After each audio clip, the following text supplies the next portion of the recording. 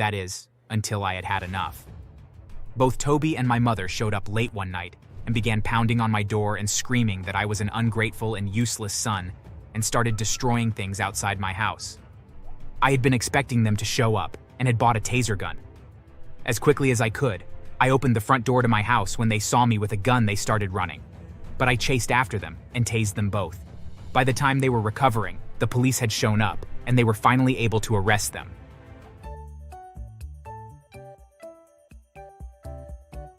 Hey there, my name is Kai, and I have a very unique situation. You see, when I was very young, my mother Tanya wasn't very responsible, and as a result, my sister Tasha and I ended up going and living with our grandmother Kathy. From time to time, our mother would come and visit, but the purposes for her visits were always for some ulterior motive. Usually it was because she needed money, but she always tried to pretend she was doing it because she missed us, which of course she didn't. Hey guys, it's great to see you. Hey Tanya, to what do we owe the pleasure of your company? It's been a while and I wanted to see you guys. Mama! Hey kids! Tanya, what is the real reason that you are here? Well, yes, if you can spare some cash. I'm a little low. My grandmother rolled her eyes, but eventually did give my mother some money. Quite literally, shortly after she was given money, my mother left. Sadly, it was always like that. She would come and ask our grandmother for money, and then leave shortly thereafter. It always felt bad to know that our mother never came to visit for us. She was only ever interested in getting money from our grandmother, and then moved on. As we grew up, the visits were far more focused on just getting money, and our mother became more honest about what she was visiting us for. Even the few times that we've seen her on holidays, it was all the same thing. Hey Mama, Merry Christmas! Yeah, whatever. Hey Mom, I need money. More? You came last month and asked for money. What do you need it for? Mind your own business. Just give me the money. Eventually, I stopped wishing that my mother would come and visit. I realized that she clearly didn't care about my sister and I, but only ever wanted money. As I grew up, I came to realize that my mother had drug problems and that she needed the money to pay for her habit. Knowing that did humanize her, but that didn't really make it any better. When I was 15, we had a huge scare. The police called my grandmother and told her that they had found my mother passed out in the streets. She had overdosed and nearly died on the street. For a few weeks afterwards, she was in and out of the hospital. Hey, listen to me. I need money. Tanya, what makes you think that we would give you money? You need help, not money so that you can get more drugs. You bitch, just give me what I want. We were forced to call the police on her, and after a struggle in which our mother broke an officer's nose. The cops then used their batons to knock her unconscious. It was incredibly embarrassing. After that, we didn't hear from our mother for many years. During those years, Tasha and I grew up and went off to school. Our grandmother helped us pay for school to make our lives much easier. Both of us passed our courses with flying colors and even managed to find very good jobs.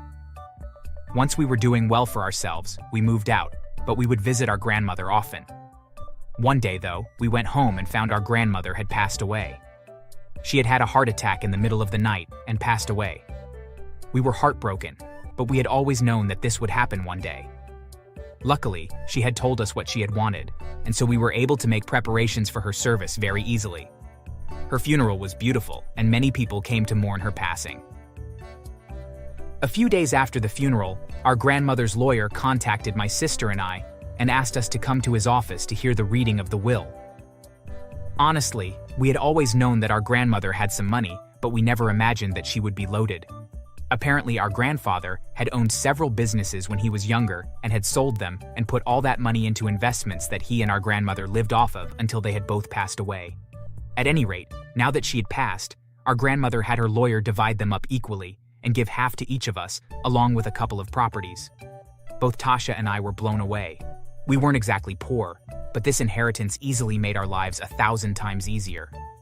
I was given the house that we grew up in, and with some of the inheritance that I had been given, I began to renovate it a bit so that it was more in line with my style. I had contractors and workers coming in and out the house. So many, in fact, that I hadn't learned most of their names until one day I noticed one guy that was working on the bathroom, and he was installing the wrong kind of tile and had painted the walls the wrong color. I was annoyed, of course, but I had just assumed that it was miscommunication, and so I spoke with him to find out where the error had occurred. Hi there. So listen, You're doing great work, but this bathroom is all wrong. The walls are meant to be a much lighter color, and the tiles are also meant to be a light gray and not black like you've installed. I'm sorry, but I'm just doing what the owner told me to do. That's not possible, as I'm the owner, and this isn't what I asked for. Can you show me who told you to do it this way? The man was very confused, but he led me downstairs to the kitchen, where an older man was speaking loudly into his cell phone. The worker pointed at the man and indicated that he was the owner, to which I thanked him and instructed him the proper way that the bathroom was to be redone before finding out who this stranger was. As I walked up to him, the odd man looked at me with contempt and sneered. "Who the hell are you, and what are you doing speaking to the workers? If you don't leave right now, I'll have you arrested for trespassing." "And how can I be trespassing on my own property? Who the hell are you, and what gives you the right to tell my workers what to do?" Just then, my mother walked into the kitchen. She looked very worn out and quite a bit heavier than the last time that I had seen her. I knew that this was going to be something very annoying. Oh, it's you. What are you doing here? "Hello, Mother. I'm here because I inherited the house. Why are you here, and who is this guy?" This is my fiancé, Toby, and there is no way that this is your house. My mother passed away, and as her only child, that means that everything that was hers is now mine. "That's not how things work, Mom. Grandma left this house to me in her will. She didn't leave anything to you because she knew that you would just squander it and sell it for drugs." How dare you speak to me that way? This is my house, whether you like it or not. I wasn't listening to her anymore, and so I took out my phone and called the police. As soon as Toby realized what I was doing, he tried to wrestle the phone away from me. He tried to slap me, and when I kept dodging him, he then tried to kick and punch me. I can only imagine how the conversation sounded on the other end of the telephone. But thankfully, they sent out a squad car that pulled up to the house. Toby and my mother began to look panicked when the police showed up. They looked like they were about to run when the officers pulled them aside and began questioning them. 2 other officers pulled up and began speaking with me, and after I showed them the copy of the will that I had been given, they then began trying to talk to my mother and Toby and get them to leave. This made both of them extremely angry, and both of them began to scream and shout at me at the officers, and Toby even took a swing at the one closest to him. The officer was struck on the chin and fell down, but immediately got back up, and along with the other officers, they threw my mother and Toby into the back of their squad car and drove off. I thought that that was the end of it, but the next day, both of them were back and they were harassing the workers, and when they saw me, Toby charged at me and tried to punch me, but I managed to dodge his blow and shoved him so hard that he fell on his ass. I then called the police and had them taken away again, but this time I made sure that the police took my full report on what had happened, and I filed for a restraining order against them. I wasn't going to take any chances with them. I knew what my mother was capable of. The next day, I got a call from Tasha saying that our mother and Toby were doing the same thing to her at her place. I didn't understand how they managed to be out police custody twice. Our mother was screaming that the will that we both had been witnesses to was a fake, and that if we didn't give her what she felt she was owed, that she would sue us into oblivion, and that she would leave us broke and penniless. Both Tasha and I knew that she was full of crap, and that if she dared to challenge the will that she would lose, and so we went to our grandmother's lawyer and asked them to represent us. Weeks later, we were dragged into court, but it didn't take long for the judge to see that the will was legitimate, and that our mother was merely crazy, and had just assumed that, as her mother only had the one child, that she just automatically inherited everything. The judge tried to explain that that simply was not the case, but our mother began to have a full-blown tantrum and screeched in court that the judge didn't know what he was talking about. After a couple minutes, the judge had the guards put our mother and Toby in jail for being in contempt of the court. They fought like hell, but the officers overpowered them. She was jailed for 1 week. Once she got out, my mother began to call my sister and I, threatening us and constantly trying to get us to give in and give something. At first she wanted our entire inheritance, but the longer we denied her, she slowly began to pivot and just ask for some money instead. Both Tasha and I had agreed that she didn't deserve anything and stonewalled her. More than once, she and Toby would try to come to our homes and intimidate us, but they always left before the police would show up to enforce the restraining order. That is, until I had had enough. Both Toby and my mother showed up late one night and began pounding on my door and screaming that I was an ungrateful and useless son, and started destroying things outside my house. I had been expecting them to show up and had bought a taser gun. As quickly as I could, I opened the front door to my house. When they saw me with a gun, they started running. But I chased after them and tased them both. By the time they were recovering, the police had shown up, and they were finally able to arrest them. Because of their repeated harassment of us, the court decided to sentence them to a year in prison. Few months into their prison sentence, I heard rumors of how my grandmother's ghost will torment my mother in prison. People also told me that when they were finally released, that they had been forced to live on the street. Since they didn't pay their rent because they were in prison, their landlord had sold all their belongings and had evicted them. I have no doubt that the two of them ended up breaking up as well. Although what became of them after that, I have no idea. As for my sister and I, we are just enjoying our lives, and I'm happy to say that my sister is currently engaged, and I have no doubt that I'll be an uncle within a year or so. Thank God, we had such an amazing grandmother who was there to support us, and that we weren't reliant on our mother. Thanks for watching. And make sure to subscribe and leave a comment down below saying I subscribed, and we will try our best to reply to your comment.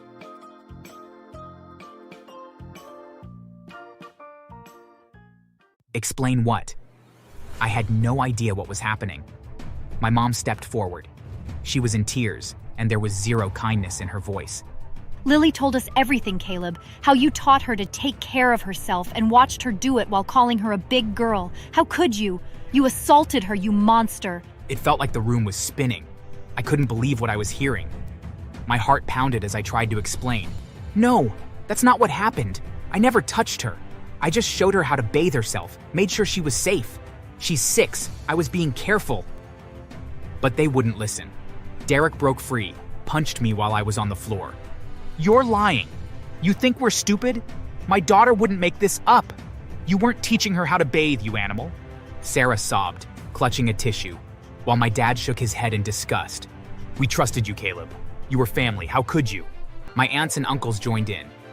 You're vile, Caleb, a predator. Get out before we call the cops.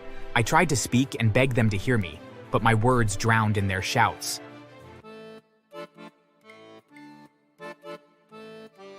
Hi, my name is Caleb, and this is the story of how a misunderstanding tore my family away from me. I'm 27, single, no kids, just a guy trying to live a quiet life.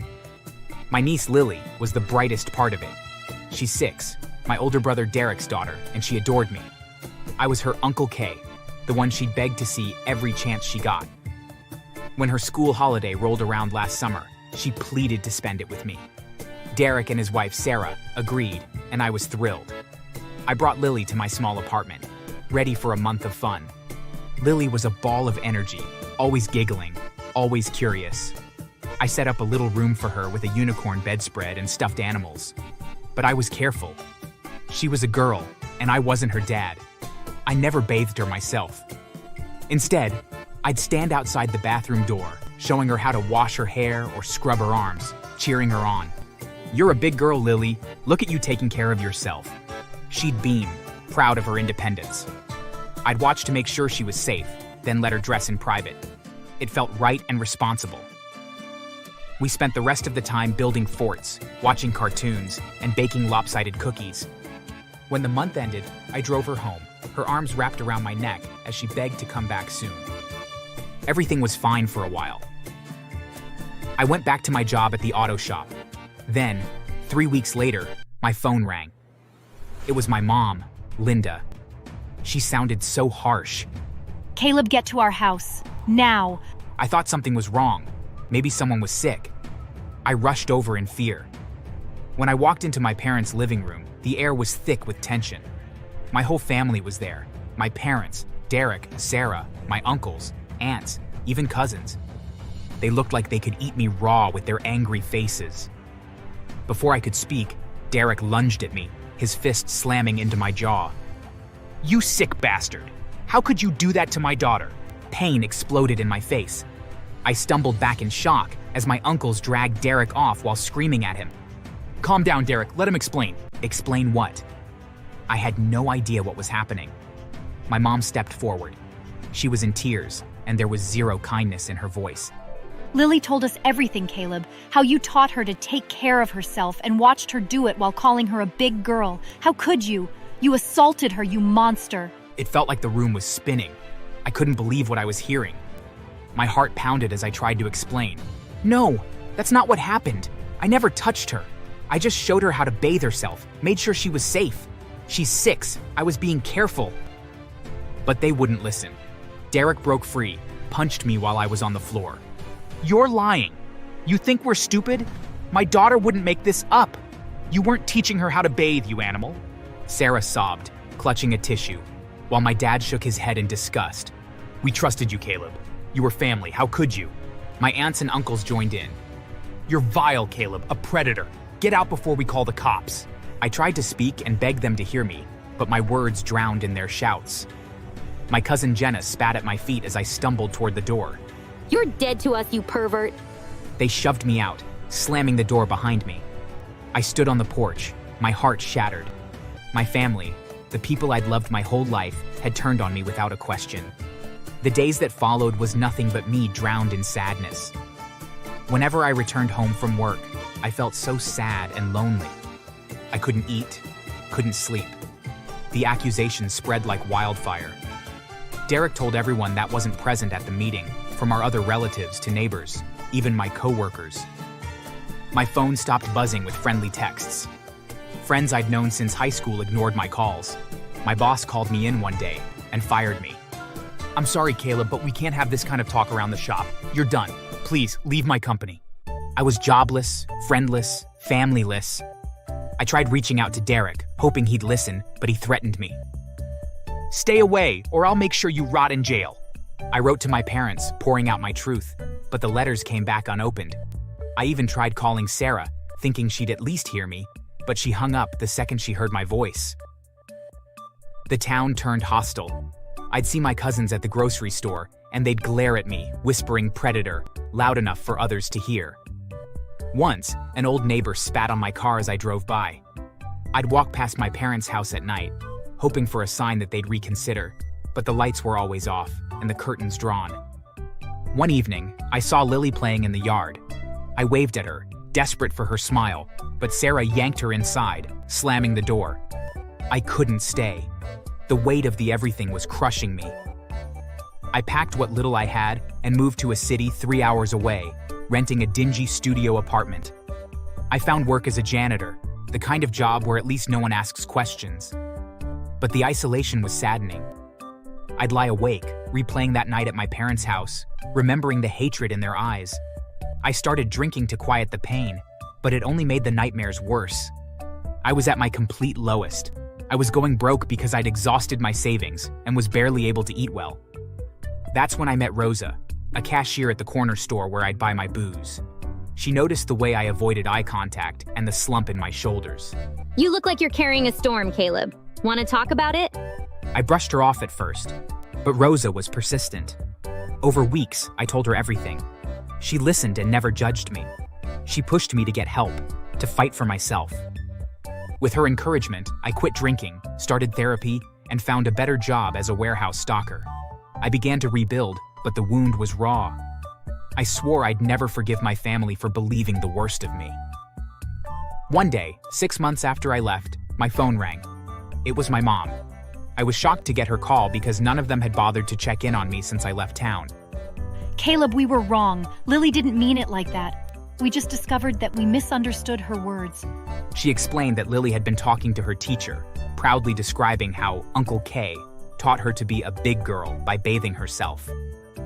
The teacher who was concerned told Sarah, who then twisted the story into something sinister.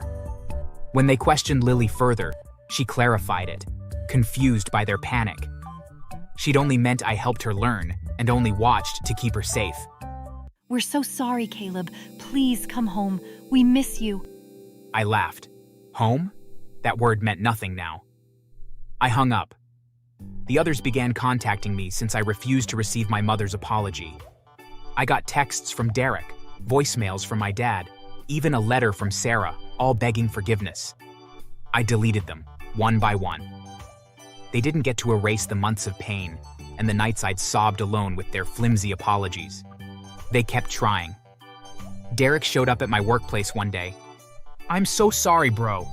I shouldn't have hit you that day. I was wrong. Please let me fix this. My parents kept calling and leaving messages. You're our son, Caleb. We love you. Come back to us. Even Lily sent a drawing through the mail, a crayon sketch of us holding hands, with "I'm sorry" scrawled in her shaky handwriting. I stared at it, my heart breaking. But I couldn't feel the love I once had. I told them all the same thing. You all knew how much I cherished Lily. You should have known I would never do anything to hurt her. Yet, you all called me a monster, without even letting me explain myself. I can't forgive you all. They reached out to Rosa, hoping she'd convince me. I asked her to block them. Their apologies were salt in a wound that would never fully heal. I cut them off for good. I changed my number, moved to a new apartment, and made sure they couldn't find me. Rosa became my family. With her support, I enrolled in night classes, studying mechanics to turn my auto shop experience into a career. I landed a job at a garage a few months later. I heard through a distant friend that my family was unraveling.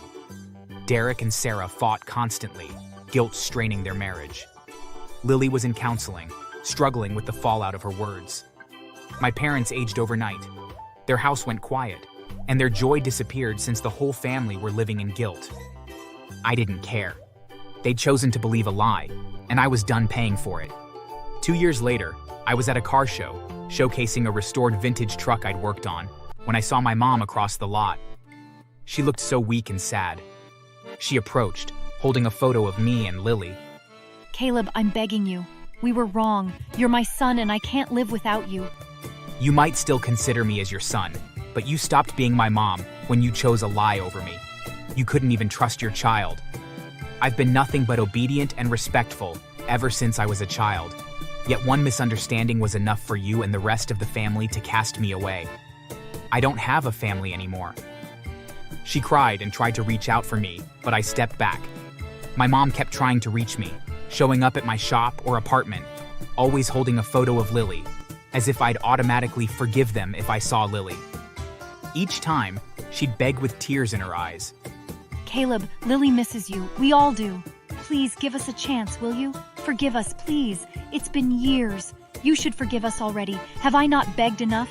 Have we all not begged enough? I clearly said I didn't want to have anything to do with them anymore, so I couldn't understand why she was trying to act like I owed them my forgiveness. I heard that Derek and Sarah got divorced. Derek was miserable because Sarah's words destroyed the family. Lily got caught in the middle. She had to start living with her mother's mother. My parents' home got quiet. There were no more family dinners, just silence and regret. I still didn't care. They made their choices, and I'm done with their chaos. Then came a promotion at work. I was given a chance to manage a new branch overseas. I didn't hesitate at all. I packed up my things and moved to the new country, leaving behind the memories and the family who'd cast me out. They couldn't reach me anymore, and I didn't bother asking anyone about them because I didn't want to know. I was enjoying my new life in the new country.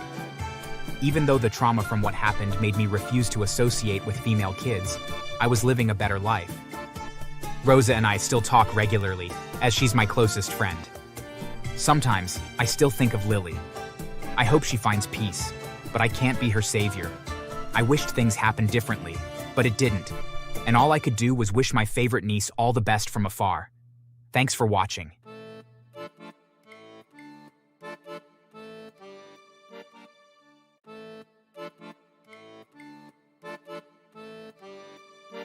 My mother-in-law, Diane, was a walking catastrophe. She was a woman who lived as if consequences were for other people. At 58, she carried herself like a reckless teenager, chasing fleeting thrills and leaving wreckage in her wake. She'd stumble into our family dinners reeking of cheap wine and stale perfume, her lipstick smeared across her face, cracking crude jokes that made everyone shift uncomfortably. Her eyes, which were fierce and intimidating, seemed to dare us to call her out whenever she was being reckless. Diane wasn't just chaotic, she was cruel. Her tongue was like a blade she wielded without care. She never wasted an opportunity to mock my husband, Mark, her own son, calling him soft, for choosing a stable life as an accountant, for loving his family over her brand of reckless freedom. You would think she ignored me. Never.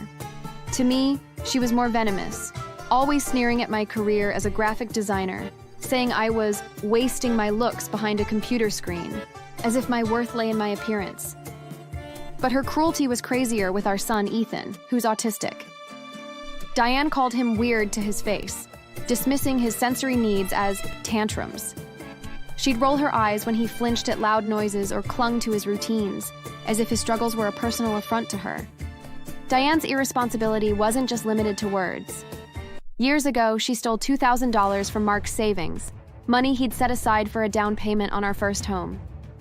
She funneled it to a sleazy colleague of his, a man she was having an affair with behind our backs. When Mark caught them together at a dive bar, Diane broke it off, sobbing and begging for forgiveness, claiming she'd been lonely. Mark, of course, ever the dutiful son, forgave her, though the betrayal lingered like a bruise. Then there were the countless nights we'd had to drag ourselves out of bed to pick her up from clubs, where she'd be drunk off her ass, slurring insults at bouncers or flirting with men half her age. One time, she'd gotten so wasted that she vomited in our car, laughing it off as we cleaned up her mess. Diane was a black hole, pulling everyone into her orbit of chaos. I tried to keep her at arm's length, especially from Ethan. At 6, he was a bright, sensitive boy who loved trains and needed routine to feel safe. His autism meant loud noises, sudden changes, or unfamiliar settings could overwhelm him and send him into meltdowns that broke my heart. Mark and I worked tirelessly to give him stability, mapping out his days with care. Diane, though, was the last person I'd trust with him. Once, when she babysat, she left Ethan alone in her apartment while she flirted with a neighbor, leaving him to spiral over a flickering light bulb. He'd rocked back and forth and sobbed until we arrived. I was so angry and went to confront her in her cluttered living room. Diane, you can't just ignore Ethan's needs. He's not a prop for your ego. Oh, relax, Laura. The kid's fine. You're too uptight, always fussing over him. He's growing. You're going to destroy his life if you keep being so damn overprotective. Overprotective. Over my autistic child who obviously needed care. I was baffled. I wanted to cut her off entirely, but family ties and desperation sometimes forced my hand. I always wished she wasn't Mark's mother. If she was just an ordinary family member, I would have told her to never show up at our house again. Last month, my world turned around. I was swamped at work, racing against a deadline for a major client presentation that could land me a promotion. The stakes were high. My boss had hinted it could mean a senior role, which would be a chance to prove myself. But a coworker's last-minute mistake meant I had to stay late, rewriting slides until 9 p.m. Mark was stuck in Chicago on a business trip which was delayed by a canceled flight. I would have contacted my parents, but they were out of state at a wedding, and my friends who were the second option were either working or unavailable. I called every babysitter I knew, but no one could take Ethan on such short notice. In a moment of desperation, I dialed Diane, the one person I never wished to have a reason to talk to. She answered with her usual slurred giggle, but swore she was sober and could handle Ethan for a few hours. Every instinct in me screamed against it. My stomach knotted with dread, but I had no other options. I rushed home at 6 p.m. to prep Ethan, packing his favorite train toys, noise-canceling headphones, and a detailed schedule of his bedtime routine. I explained everything to Diane, from his low-dose melatonin to help him sleep, to his sensory triggers like loud music or sudden changes, and his need for calm. She waved me off like she didn't need my directions. I've got this, Laura. Go do your little work thing. Ethan and I will have fun. Stop being such a talker over mere babysitting. He's my grandson. You seem to be forgetting that. I knelt beside Ethan and kissed his forehead, then promised him I'd be back soon.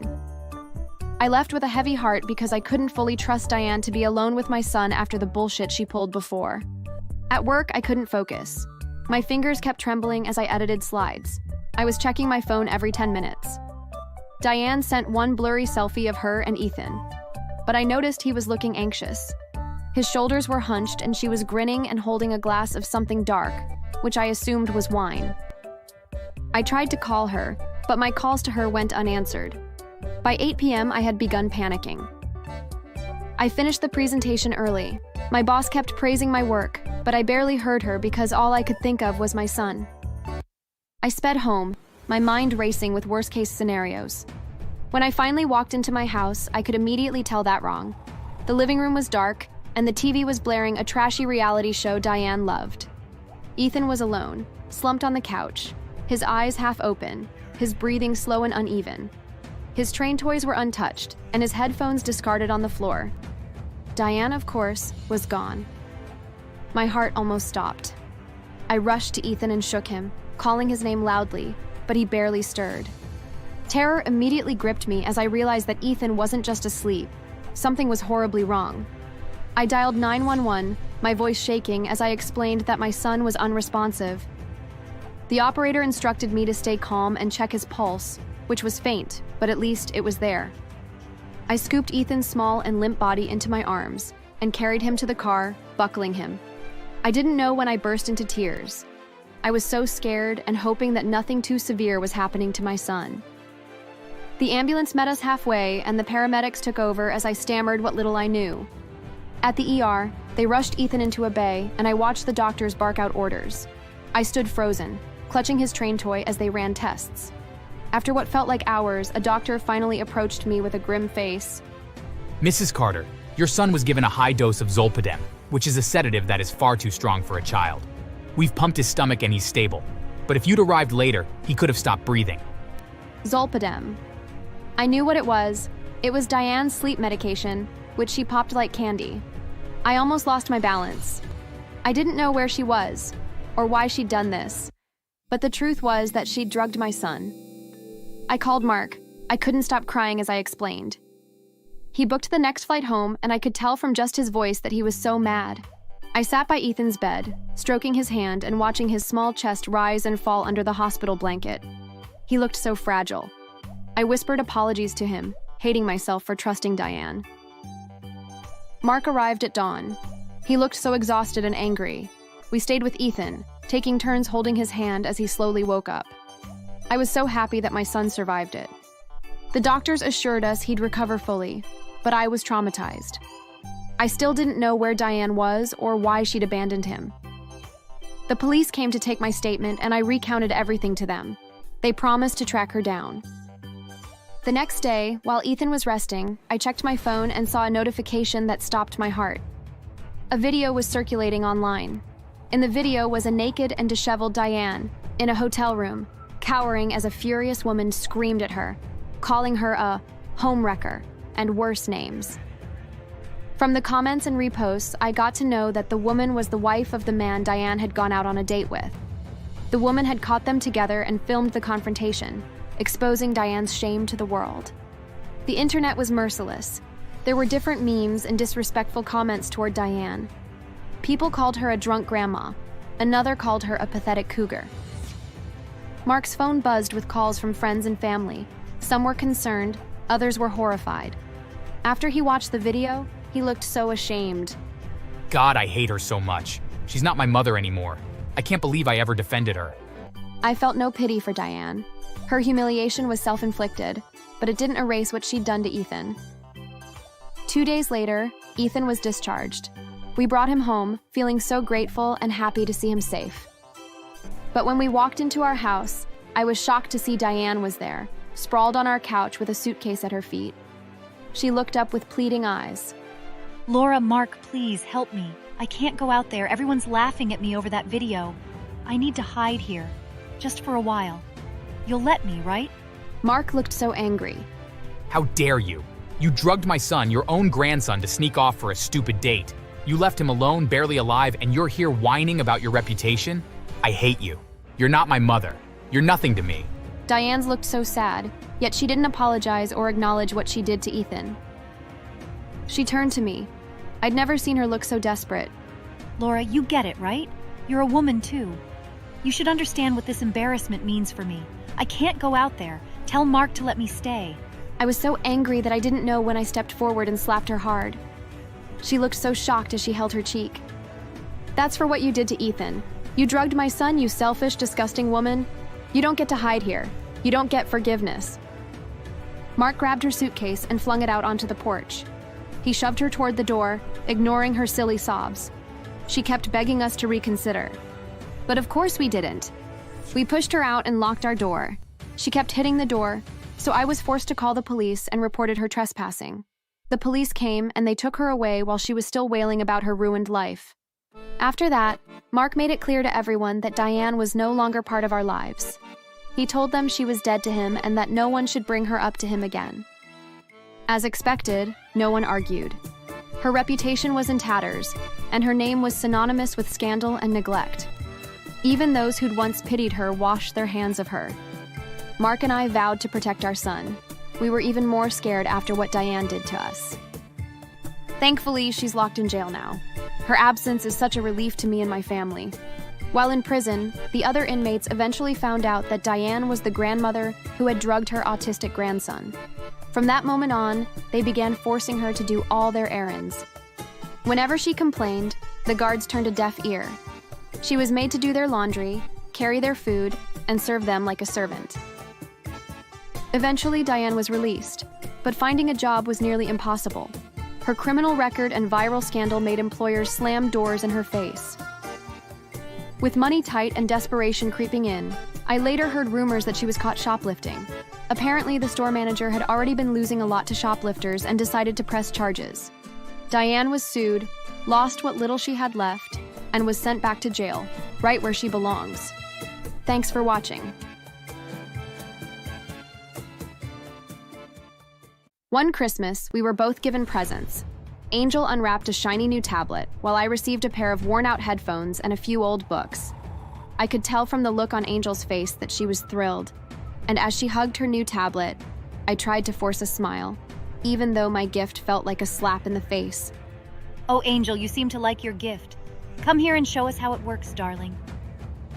As they gathered around her to admire her gift, I stood off to the side, feeling like a spectator in my own home.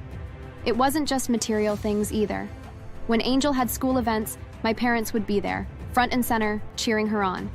I remember one of my own school plays where I had a small role. I was so excited to finally get a chance to perform, but on the day of the play, my parents were nowhere to be found. Hi, my name's Debbie. I'm the eldest of my parents' 2 kids, and I have a younger sister, Angel, who's 3 years younger than me. Angel was beautiful and very smart in school. From early on, it was pretty obvious that Angel was the favorite. It felt like a rule of nature. She always got the fancier clothes, the flashier toys, and the bigger snacks. Whenever my parents made plans, Angel was always their first choice, leaving me on the sidelines. I remember a particularly painful instance when we were 16 and 13. My birthday had just passed a few days before Angel's, and it felt like the whole world was celebrating hers while mine was barely acknowledged. All I got was a terse, happy birthday from my parents, and it seemed like they had already moved on. They started making plans for Angel's birthday celebration, and I was there, sitting quietly in the living room, listening to their excited chatter. I'm thinking of a small party for Angel with her friends to start the day. And then we can all head to the beach afterward. It'll be a perfect day. You'd love that, right, baby? I tried to keep my feelings in check, but it was hard. My stomach twisted into knots as I heard them discuss the details of the beach trip. They never once mentioned that I would be going with them. And the more I listened, the more I felt like my heart was being squeezed. On the day of Angel's birthday, the house was buzzing with activity. Her friends arrived, and there was laughter and music as they celebrated. I watched from the sidelines, feeling increasingly invisible. When the party was over and her friends had left, my parents told me they were heading to the beach to continue the celebration. Debbie, we're going to the beach now. Angel's really looking forward to it. Look at her. She's so excited. I feel so lucky to be her dad. I tried to muster up the courage to speak. Can I come too? I'd really love to go. I'd been dying to have a family picture with them at the beach, but they never let me go with them, and it was making me sad. If they didn't know how badly I wanted to be there, it would have been different. But they knew. I'd always been vocal about it, so they knew. I was hoping they would finally agree, but my heart got shattered by my mom's words. Sorry, Debbie. We already planned this for Angel's special day. Maybe next time. As they walked out, Angel's excited chatter filled the air, and I felt a wave of loneliness wash over me. They left without a second glance, and I was left alone in the quiet house, feeling like a ghost in my own home. My heart ached as I imagined them enjoying the beach while I sat in silence, knowing this wasn't the first time I'd been left out. The sting of their favoritism was something I had grown used to, but that day, it felt especially sharp. It wasn't only the big things like the expensive clothes and lavish birthday parties. It was also the small, everyday things that cut the deepest. For instance, during school, Angel always had the newest gadgets and the latest fashion, while I was handed down some of my mom's old clothes and secondhand books she got from my cousins.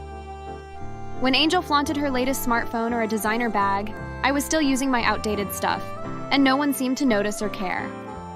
One Christmas, we were both given presents. Angel unwrapped a shiny new tablet, while I received a pair of worn-out headphones and a few old books. I could tell from the look on Angel's face that she was thrilled, and as she hugged her new tablet, I tried to force a smile, even though my gift felt like a slap in the face. Oh, Angel, you seem to like your gift. Come here and show us how it works, darling. As they gathered around her to admire her gift, I stood off to the side, feeling like a spectator in my own home. It wasn't just material things either. When Angel had school events, my parents would be there, front and center, cheering her on.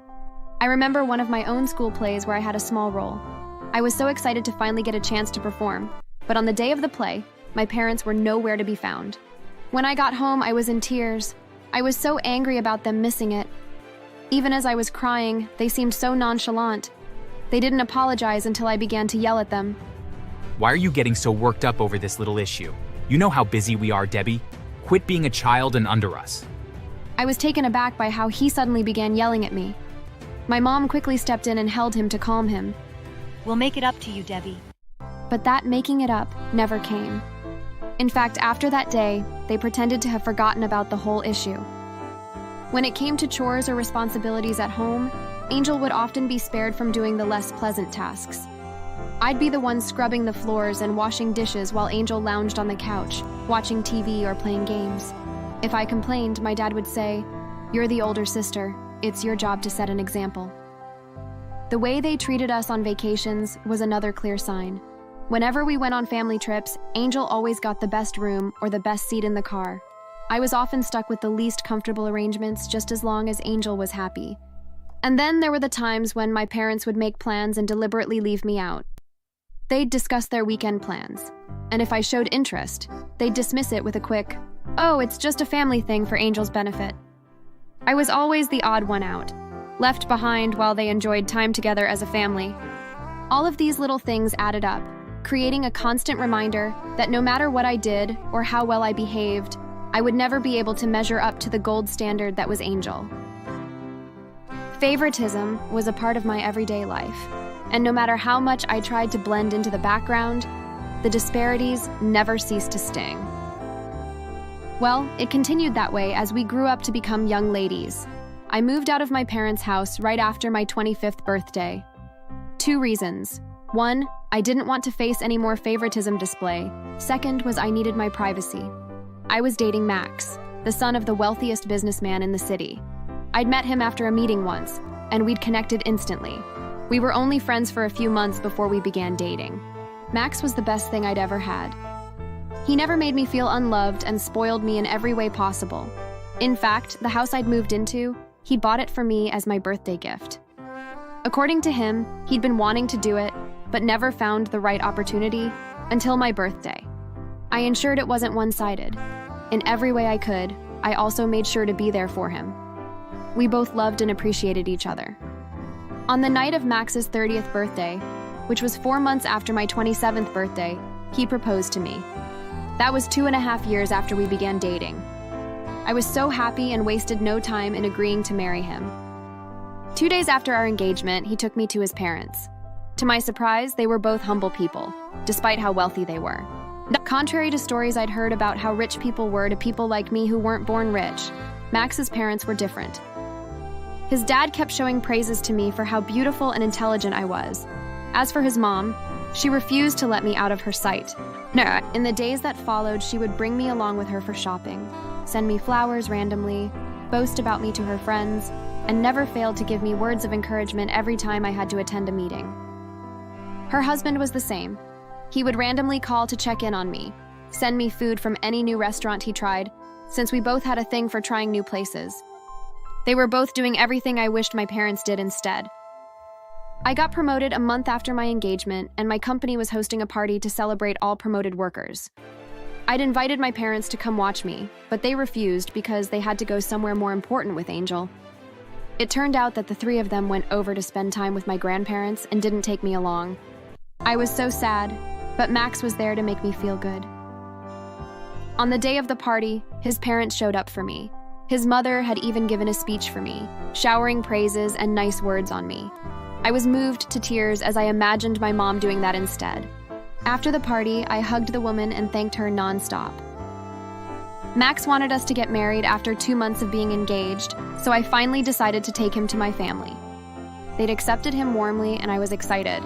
Unfortunately, the news I got 2 days later wasn't something I ever imagined. Max had come to me and revealed that my parents had called him over the previous day, only to tell him to break up with me and be with my younger sister instead. According to him, they'd said I wasn't fitting for him and spewed vile words about me to him. They told him Angel was better than me in every way, and encouraged him to break up with me and go for her. I was devastated, but he managed to help me calm down. Max noticed and assured me that he'd never leave me for my sister in any world. I became calm after. That same evening, I got a video group call from my parents. When are you going to break up with Max? You don't deserve a man like Max. He is good for your sister instead. I was furious and just dropped the call. The last straw that broke the camel's back was when Angel tried to get me fired from work because she believed that Max was still with me because I had a job. She had come to our office and told lies to my boss, telling her how I was a thief and vile things. It didn't end up as she planned because not only was she sent out of the company, she also got hit by a car on her way home, and the accident landed her in the emergency ward at the hospital. After surgery, the doctor announced to us that Angel would never be able to walk on her own ever again. We were all sad, but my parents were obviously sadder. They wailed nonstop and kicked me away when I tried to comfort them. I got married to Max a month later, but my parents and Angel weren't in attendance, and that was because I refused to invite them. I'd come to know that my parents were in on Angel's plan to make me lose my job. That was the last straw that made me accept that I wasn't wanted by them, and immediately cut them off. After my wedding with Max, we moved away to our mansion and started a new life together. Well, 5 years later, my dad tried reaching out to me. Apparently, Angel was a liability to them because of her broken spine. My mom had also gotten severely sick, and my dad couldn't afford her treatments while taking care of Angel. Did you think I helped? Of course not. None of them deserved my kindness. I reminded him that I'd cut them off as family and was happier with my husband, in-laws, and 2 kids. Deal with your problems yourself.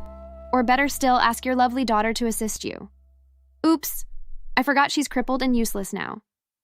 I could hear my mom's crying voice in the background, and I immediately knew the call was on speakerphone, which made me happy.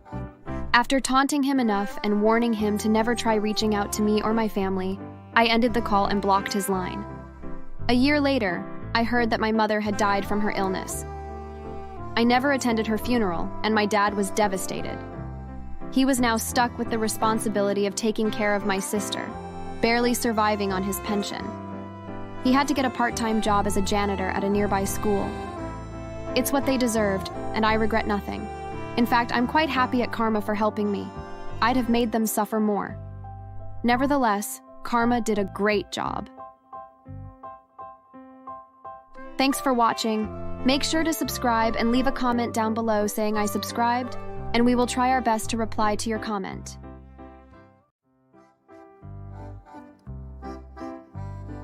My name is Charlotte. I grew up with strict parents, and they kept me from dating or doing many fun things.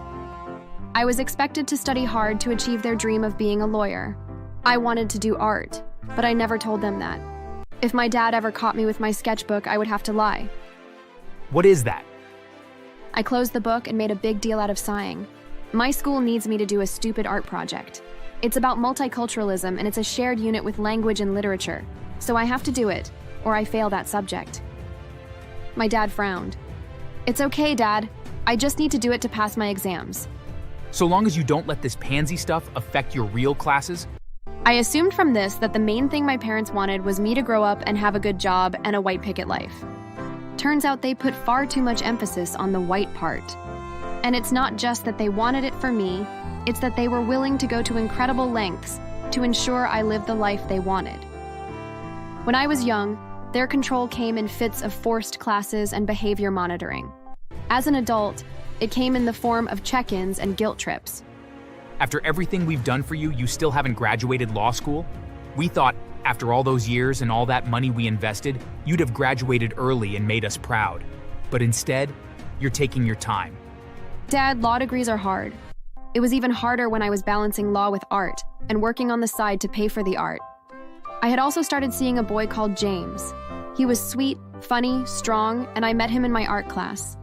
We were both writing an essay on Renaissance art, and we got into a debate over the conventions of it.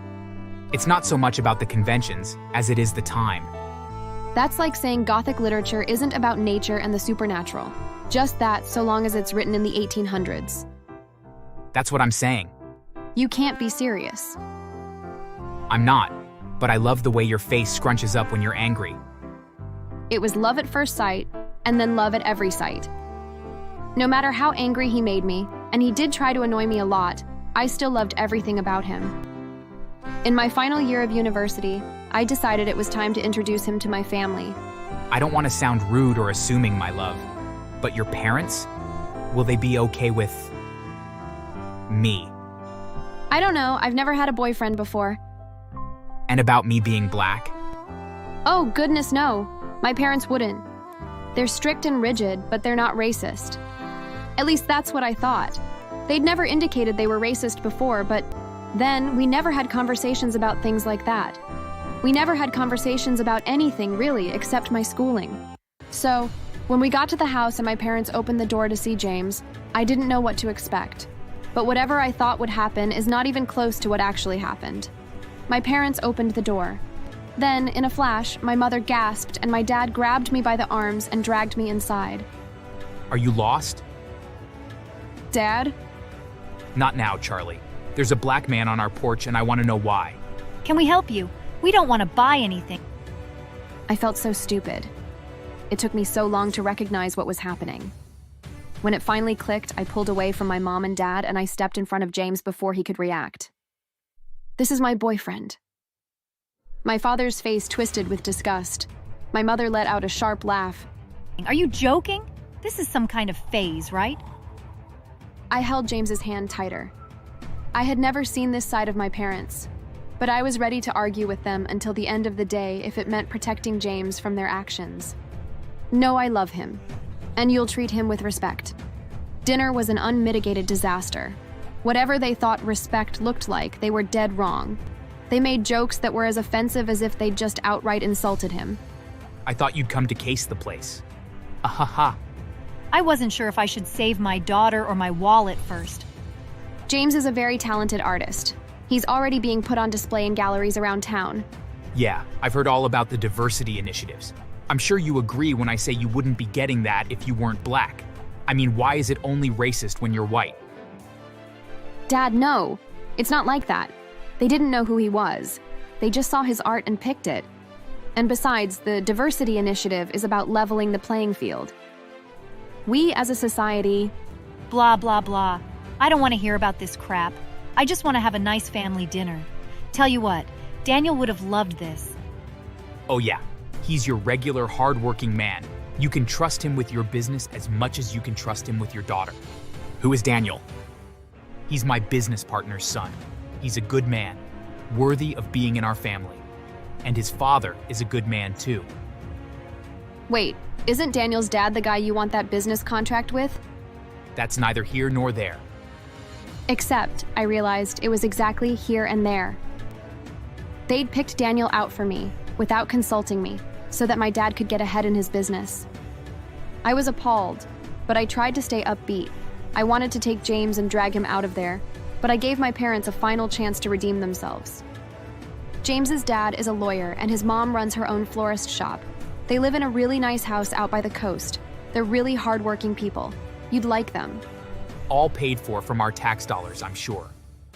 Actually, sir, my dad worked through his law degree to pay his tuition and to help my mom with her startup. He never saw a cent from the government. I'm sure that's what they told you, but actually people like that are usually liars. I don't trust them at all. Mom, you're being horrible. Unlike some people, I'm actually just being honest. James never stopped being polite. even as they humiliated him. I, however, wasn't going to let it slide. I stood up, knocking over my chair. Enough. If you can't accept James, then you don't accept me either. I walked out and James followed. I didn't look back. I thought that was the worst they could do, but I was wrong. They weren't done with their cruelty. About 3 years later, I was working on a big case and James was out at an auction promoting his work. James called me on my break. Hey, my love. Do you want to go for dinner tonight? My treat. Okay, my fancy pants. Does this mean today went well? Today went exceptional. How's your work coming along? Actually, I've just managed to convince the judge to dismiss the case. Johnny was never in the state, let alone the building. He never could have stolen the art. So today has been exceptional for me too. But it'll get better when I see you later. At dinner that evening, James got down on one knee and proposed. I said yes, and then it was time to plan our wedding. I knew we wanted to have a beach wedding, and so I called a mutual friend in the art world to see if they would let us use their beach hut. Sure, no problem. I thought the biggest problem we'd experience on our wedding day would be whether the bouquet would arrive on time. But apparently the best day of my life was not something my mother approved of. This is because on our wedding day, my mother took things to an unforgivable level. The service was like a dream. I walked down the beach in my white dress with no shoes on, holding a bouquet of flowers from his mother's store. My father had said his leg hurt, so at the last minute, James's dad had offered to walk me down the aisle. I took him up on that. Once the service was over, and after James and I had shared a kiss that sealed the contract on our life together, we settled down for the party. The reception was beautiful. Everything felt perfect. I should have known better. I should have been prepared for my parents to do something. But I never would have imagined what happened next. James took a sip of his drink. A strange look crossed his face before he dropped the glass, his hands shaking. Panic surged through me as he staggered, clutching his throat. A scream cut through the reception. "He's been poisoned!" People rushed around us, but my eyes were on my mother. She wasn't panicked. She wasn't shocked. She was staring, frozen, as if realizing something had gone horribly wrong. Then my father-in-law, sitting just a few seats away, let out a strangled gasp. He had taken a sip from the same drink. James survived. My father-in-law didn't. The poison was meant for James, but in the confusion, the wrong glass was taken. The police arrived at the venue and immediately began their investigation. Fortunately, someone at the wedding had recorded everything. The footage showed my mother's hands shaking as she switched the glasses, her lips muttering something under her breath. It was undeniable. The police moved to arrest my parents for murder, but I was shocked when my dad suddenly pulled out a gun and began threatening to shoot. Chaos erupted. Suddenly, my mother bolted, attempting to escape. A police dog was released, chasing her down. At the same time, a sniper took a precise shot, hitting my father's hand and forcing him to drop the gun.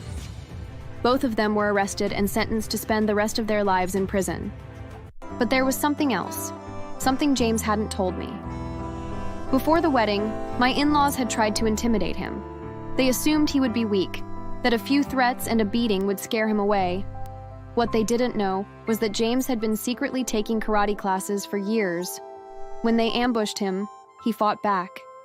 He left them bruised and humiliated, and out of shame, they never told me. They had hoped I would leave him on my own. After they were arrested, they lost everything. Their business crumbled, and their influence meant nothing once their true nature was exposed to the world. My father's business partner pulled out of the contract, wanting nothing to do with people facing prison time. Daniel, the son they wanted me to marry, publicly distanced himself from them. James and I built a beautiful life together. We traveled the world, raised our children in love, and never looked back. Every year, we sent my parents a picture from our milestones: our first child's birth, our family vacations, our anniversary celebrations. A reminder of everything they had lost. We heard that while in jail, news spread among the inmates and guards about why my parents were imprisoned. From that moment on, the guards made their lives a living hell. First, they were assigned to the worst cells, surrounded by some of the most dangerous inmates, including serial killers and rapists. We even heard that my dad was sexually assaulted by one of the inmates. Whenever they needed anything, the guards would conveniently forget or delay their requests. They were also denied phone calls and letters, completely cutting them off from the outside world. And whenever they dared to complain, Oh, you don't like it here? Well, I guess you should have thought of that before poisoning someone at a wedding. the guards would mock them, saying, "Karma had done its work." And I made sure they never forgot it. Thanks for watching. Please subscribe.